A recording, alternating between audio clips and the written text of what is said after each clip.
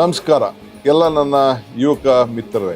ಸುಮಾರು 25 ಲಕ್ಷಕ್ಕೂ ಹೆಚ್ಚು ಯುವಕರು ತಾವೆಲ್ಲ ನಮ್ಮ ಪಕ್ಷದ ನೋಂದಾಣಿಕೆಯನ್ನ ತಾವೆಲ್ಲ ಮಾಡ್ಕೊಂಡಿದ್ದೀರಿ. ತಾವೆಲ್ಲ ಚುನಾವಣೆಯಲ್ಲಿ ಮತವನ್ನ ಚಲಾಯಿಸಿದ್ದೀರಿ, ನಿಮ್ಮ ನಾಯಕವನ್ನ ಆಯ್ಕೆ ಮಾಡಿದ್ದೀರಿ. ಇವತ್ತು ಬ್ಲಾಕ್ ಕಾಂಗ್ರೆಸ್ ನಿಂದ ರಾಜ್ಯ ಮಟ್ಟವರೆಗೂ ಕೂಡ ಎಲ್ಲ ಪದಾಧಿಕಾರಿಗಳನ್ನ ಆಯ್ಕೆ ಮಾಡೋದಕ್ಕೆ ತಮ್ಮೆಲ್ಲರೂ ಕೂಡ ಅಭಿನಂದನೆಗಳು. 17ನೇ ತಾರೀಕು ಮಾರ್ಚ್ 11 ಗಂಟೆಗೆ ಪ್ಯಾಲೇಸ್ ಗ್ರೌಂಡ್ ನಲ್ಲಿ ಪದಗ್ರಹಣ ಕಾರ್ಯಕ್ರಮವನ್ನ ಹಮ್ಮಿಕೊಳ್ಳಲಾಗಿದೆ. ತಾವೆಲ್ಲ ತಪ್ಪದೆ ಬಂದು ಭಾಗವಹಿಸಬೇಕು. ನಿಮ್ಮನ್ನ ನಾನು ಭೇಟಿ ಮಾಡ್ತೇನೆ. ಮತ್ತೆ ತಾವೆಲ್ಲ ಕೂಡ ತಮ್ಮ ಬೂತ್ ಮಟ್ಟದಿಂದ ನಾಯಕತ್ವವನ್ನ ಬೆಳೆಸ್ಕೊಳ್ಳಿಕ್ಕೆ ಒಂದು ದೊಡ್ಡ ಅವಕಾಶ ನಿಮ್ಗೆ ಕಲ್ಪಿಸಿಕೊಡಲಾಗಿದೆ.